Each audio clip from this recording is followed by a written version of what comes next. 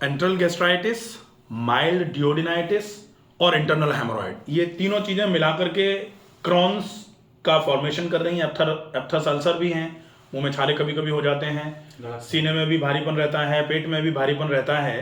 तो ये सारी चीजें मिलाकर के क्रॉन्स की तरफ इशारा कर रही हैं।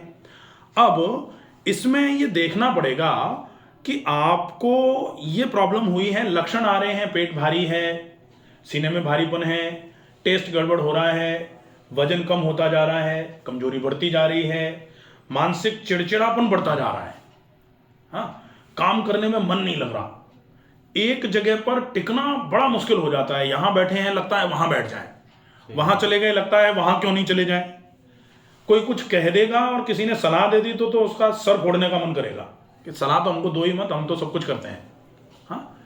तो ये सारी चीजें, फिर डेफिशिएंसी सिंड्रोम्स, अभी तो डेफिशिएंसी सिंड्रोम कई प्रकार के आते हैं, आंखें गड़बड़ हो जाएंगी, कभी कभी तो सुनने में भी गड़बड़ी आना चालू हो जाती है, बाल झड़ना और वजन का कम होना तो बहुत आम सी बात है, सिर में भारीपन लगता है, अच्छा मूड डिसऑर्डर्स आ जाते हैं, आपका मूड स्विंग्स होना चालू हो जाएंगे, एकदम चिड़चिड़ापन आ जाएगा, कभी कभी मस्तिष्क की क्षमताएं कमजोर होना चालू हो जाती हैं, तो मस्तिष्क की क्षमताएं मतलब आपको याददाश्त में भी कमी आना चालू हो जाएगी, आपकी जितनी ग्रेस्पिंग पावर थी ना, कोई कुछ बोल रहा है तो आप तुरंत ही सुन के समझ लेते थे, अब आपको दिक्कत आना चालू हो जाएगी उसमें भी।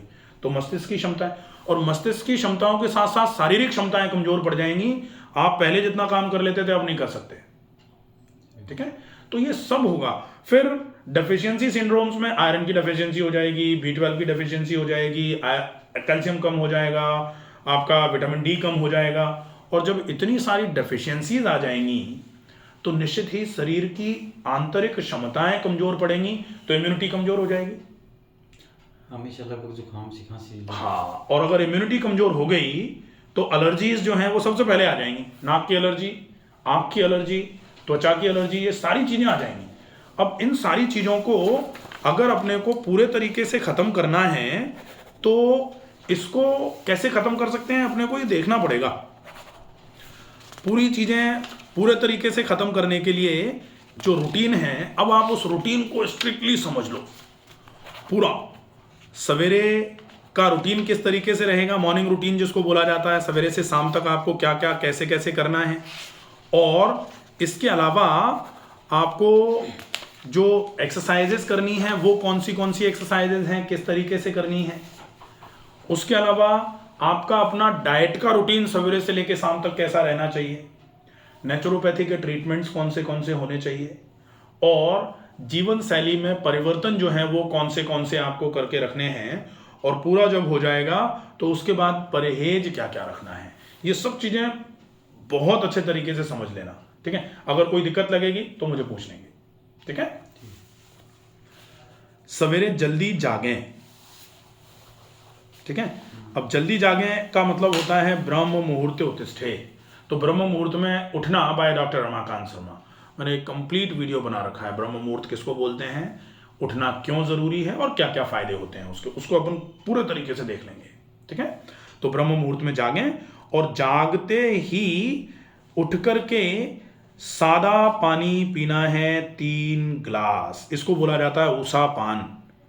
तो ब्रह्म मुहूर्त उत्तिष्ठे ऊषा पानम, और ये पानी जो है ये सादा होगा, और कोशिश करेंगे कि आप तावे का पानी नहीं पिएंगे, स्टील का या कांच के बर्तन का पानी पिएंगे, और थोड़ा मार्च के बाद में मिट्टी के घड़े का पानी पी लेंगे, बहुत अच्छा रहेगा। पानी पीने के बाद 10 मिनट के लिए रुकेंगे, और 10 मिनट रुकने के बाद फिर जाएंगे मोशन जाने के बाद फिर मंजन करेंगे। मंजन करने के बाद एक प्रोसेस होता है ऑयल पुलिंग। ऑयल पुलिंग मतलब 1 चम्मच सरसों का तेल या नारियल का तेल मुंह में भर के जोर से मुंह में चलाना है, और उसको बाद में थूक करके फिर सादे पानी से कुल्ले गरारे कर लेने हैं। कितनी देर तक सर? 10 मिनट अगर हो जाए तो, नहीं तो 5 मिनट से शुरू कर लेना, ठीक है। उसके बाद गरारे कर लिए, गरारे करने के बाद फिर नश्य, नाक में गाय का घी। ये मान लो ये छोटा सा शब्द है, बिल्कुल इजी सा ट्रीटमेंट है, लेकिन इस ट्रीटमेंट का फायदा बहुत बड़ा मिलेगा। जैसे अपनी तो नाक में भी एलर्जी आ रही है, नाक बंद रहती है। नाक का सर ऑपरेशन करा लिया मैंने, साइनस के। हाँ, अब साइनस का ऑपरेशन करा दिया अपन ने, लेकिन साइनस ड्रेनिंग ही तो कराई है। माइल्ड आपका डीएनएस है, हल्की सी नाक की हड्डी तिरछी है, तो तिरछी नाक की हड्डी में तो बार बार करके एलर्जीज होना स्वाभाविक सी बात है। तो अब ये प्रॉब्लम आजकल ये डीएनएस की प्रॉब्लम भी भयंकर बढ़ती जा रही है। डीएनएस के लिए मैंने अलग से पूरा वीडियो बना रखा है, आप उसको देख सकते हो। डीएनएस मतलब डेविएशन ऑफ नेजल सेप्टम।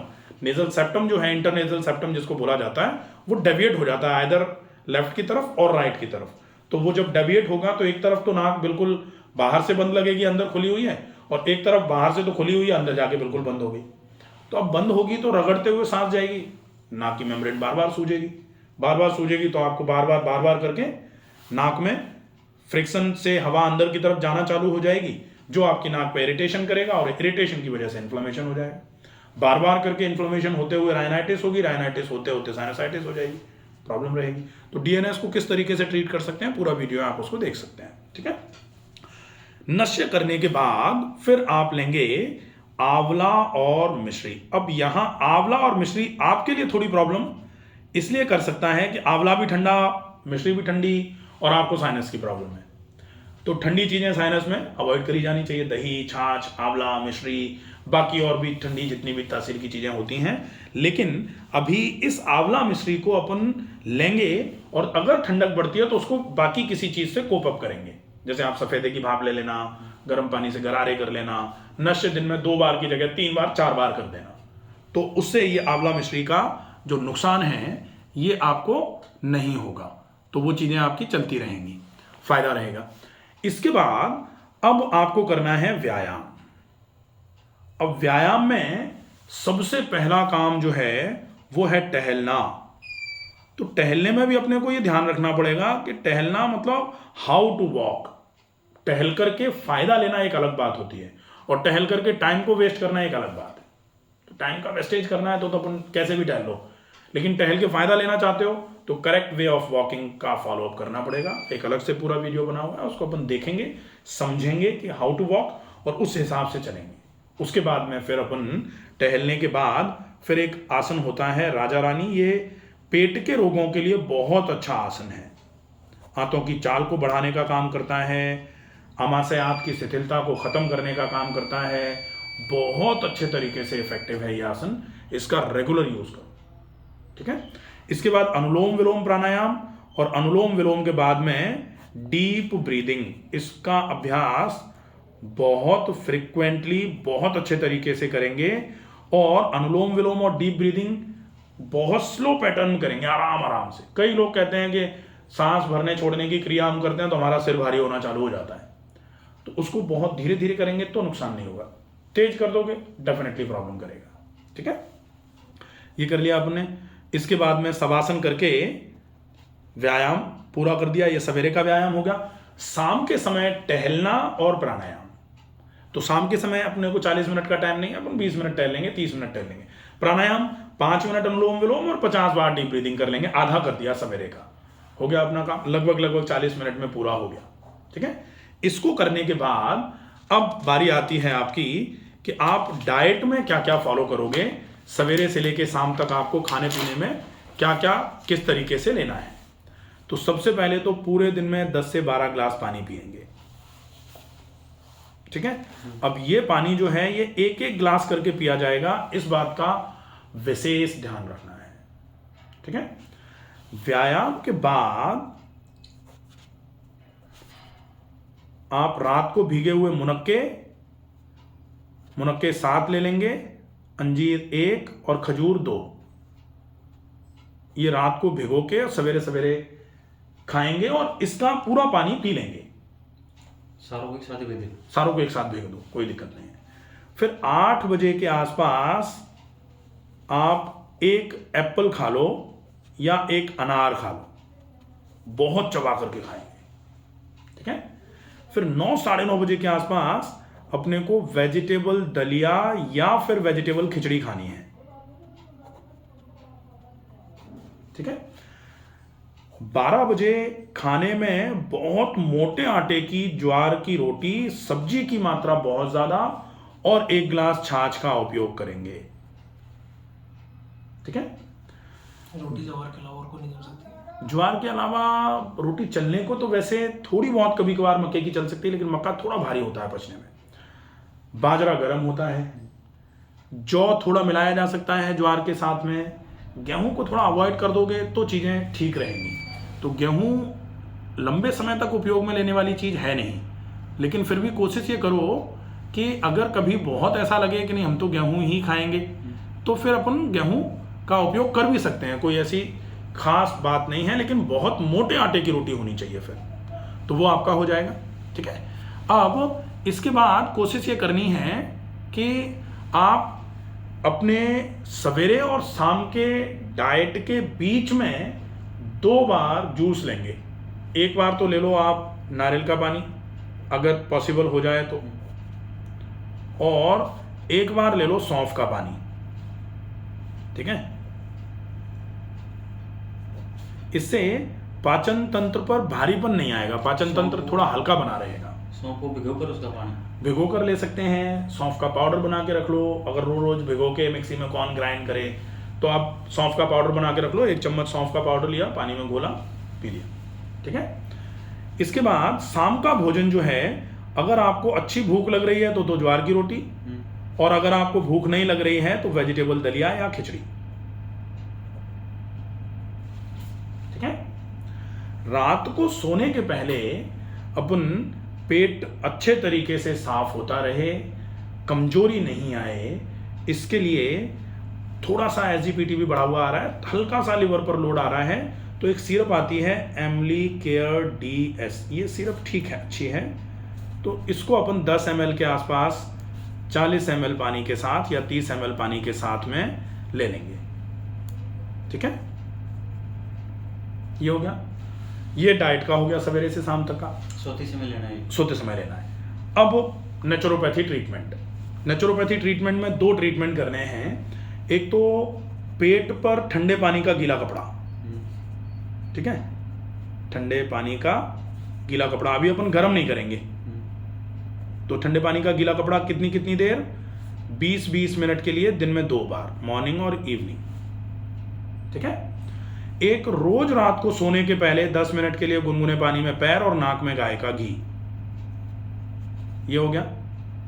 ठीक है, इसके बाद अब अपन देखेंगे नेचुरोपैथी ट्रीटमेंट में ये 2 ट्रीटमेंट पर्याप्त हैं। अब लाइफस्टाइल करेक्शन, जीवन शैली में क्या क्या परिवर्तन करके रखने हैं। परिवर्तनों के नाम पर जल्दी जागना, ठीक है, रात को जल्दी सोना, शाम का खाना जल्दी प्रीपोन कर दिया, फिर नियमित व्यायाम। शादी पार्टीज में जा रहे हैं तो भोजन या तो नहीं लेना है, और या फिर कोशिश करो कि कढ़ाई में तल के आया हुआ मैदे से बना हुआ कुछ नहीं खाया जाएगा। ये लाइफस्टाइल में चेंजेस कर दो। ठीक है, अब जो परहेज करना है, ओवर ईटिंग से परहेज करो, भारी खाना ज़्यादा मात्रा में नहीं खाया जाना चाहिए। स्पाइसेस जो मसाले हैं उनसे परहेज करो, मैदे से परहेज करो। कोशिश करो रात का जो लेट नाइट डिनर्स हैं उनसे बिल्कुल परहेज कर लो, बिल्कुल तौबा कर लो कि भाई लेट नाइट डिनर तो नहीं करेंगे। ठीक है, और सबसे बड़ा परहेज करना है तनाव से, स्ट्रेस। कहा जाता है कि तनाव अगर रहा तो अप्रसन्नस्य चिंतस्य सर्वे रोगा भवन्ति, सारे के सारे रोग करा सकता है अगर तनाव बना रहेगा। तो तनाव से तो बिल्कुल दूरी बना दो। अब तनाव से दूरी बनाने में ऐसे थोड़ी होता है कि भाई तनाव से कह दो कि भैया तू दूरी खड़े रहना, ऐसा तो संभव नहीं है। तो तनाव से दूरी बनाने में करना क्या पड़ेगा, आप नियमित व्यायाम करो और सात्विक प्रकृति का भोजन करो। आप देखोगे कि 10, 15, 20 दिन के बाद तनाव में स्वतः ही कमी आना चालू हो जाएगी, और आप दुनिया भर का मिर्च मसाला खाओ और आप बिल्कुल व्यायाम मत करो। धीरे धीरे करके आप देखोगे छोटी छोटी बात पे चिड़न होना चालू हो जाएगी, लोगों से चिड़चिड़ापन बढ़ता चला जाएगा। बिल्कुल व्यायाम नहीं करोगे, शरीर में ऑक्सीजन की कमी होगी, ऑक्सीजन की कमी होगी, गर्मी बढ़ जाएगी। गर्मी ही तो तनाव है, गर्मी बढ़ गई तनाव आ जाएगा। ठीक है, तो नियमित व्यायाम और सात्विक भोजन देखोगे कि तनाव बिल्कुल कम होना चालू हो जाएगा। और फिर भी किसी किसी की आदत होती है पटे में टांग अड़ाने की, तो अपने को वो नहीं करना है भाई। अपन चला चला के कहते हैं ना कि उड़ता हुआ तीर हम तो अपने माथे पे लेंगे, तो वैसा थोड़े समय के लिए अपने को दूर रहना है। तो जब अपन ठीक हो जाए उसके बाद कोई दिक्कत नहीं, चलेगा, ठीक है। तो ये सारा है, इसको प्रॉपर तरीके से फॉलो करो और 21 दिन के बाद मुझे बताओ क्या स्थिति है, अकॉर्डिंगली अपन आगे का प्लान करेंगे, ठीक है।